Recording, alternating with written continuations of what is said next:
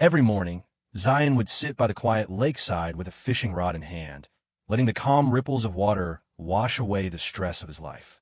It was never about the fish. It was about peace, about routine, about a connection to something still and pure. But that peace shattered one morning when a man from the HOA walked up, crisp suit and smug face, holding a paper. "You're in violation," he said coldly. "Fishing is not allowed. Here's your $500 fine." Zion blinked, confused. He had been fishing here for years without a problem. "New rules," the man shrugged before walking off. Nearby, Zion heard board members laughing, and one of them joked loud enough for him to hear. If he loves the lake that much, maybe he should buy it. Zion stood frozen, fine slip in hand, heart sinking but mind stirring. That moment didn't make him furious. It made him quiet, but something deep inside cracked open. He looked out at the lake, not just as water anymore, but as something taken from him. And the thought took root, strange at first, but growing fast. What if I really did buy the lake? The joke wouldn't leave his head. Maybe he should buy it. They laughed when they said it, but Zion didn't. That night, he sat at his desk, opening search tabs, digging through public land records. His eyes scanned documents, satellite maps, tax filings. The lake wasn't owned by the HOA. It was held by a struggling private real estate company that had inherited the land years ago, but never developed it. That changed everything. Over the next few weeks, Zion visited the county office, met with a land broker, and even called in a favor from an old college friend who worked in legal. Slowly, piece by piece, he built a plan. His savings, some smart investments, and a carefully negotiated loan gave him just enough to make an offer. The company, desperate for cash, barely blinked before accepting. And just like that, something the HOA used to mock him with became real. The paperwork was signed, the deed transferred. The lake, the surrounding land, and everything they thought they controlled was now his. Zion stood by the water that evening, same fishing rod in hand, but now a different man. The lake hadn't changed, but ownership had. And that was just the beginning. Zion didn't announce it right away. He waited, quietly, patiently, watching the neighborhood continue its routine, unaware that the ground beneath them had shifted. Then, one morning, they woke up to a towering sign planted at the lake's entrance. Private property. No trespassing. No fishing. Owner, Zion. The reaction was instant. Confused neighbors gathered at the gate, some shaking the lock, others making angry phone calls. Children who used to swim, they were turned away by security guards. Families who picnicked by the shore now stared helplessly from behind fencing. The HOA scrambled to respond.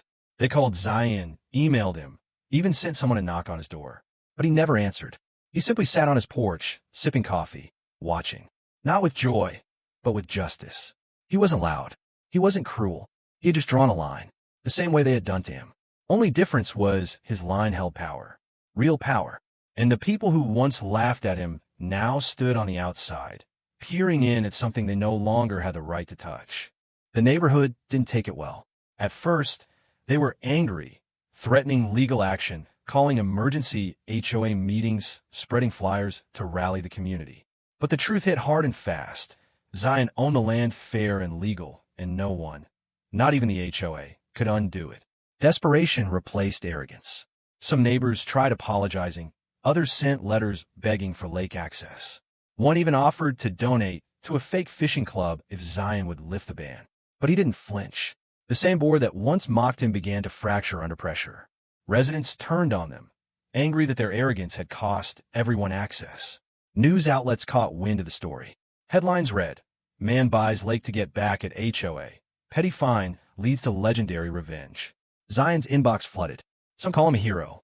Others called him a villain. But he stayed silent, letting the chaos swirl around the gates he had locked. The HOA president resigned, humiliated, her final speech drowned in booing. Zion watched it all from his porch, calm and still. The lake behind him, untouched and silent, like it was waiting for the one person it still welcomed. The storm eventually passed. The protests faded, the threats stopped, and the neighborhood grew quiet, like a child who finally realized no amount of tantrum could change a decision carved in stone. Zion, however, had no interest in revenge for revenge's sake. He wasn't cruel, just firm. He built a small wooden dock at the far end of the lake, just for himself. There, at golden hour, he'd fish again, just like before, except this time, there was no one to stop him.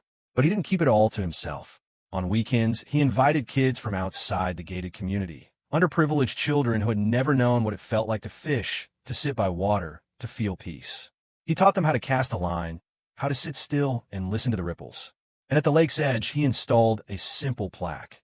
This lake is not for those who mocked peace. It is for those who never had it. Zion never raised his voice, never fought back with fists or fury.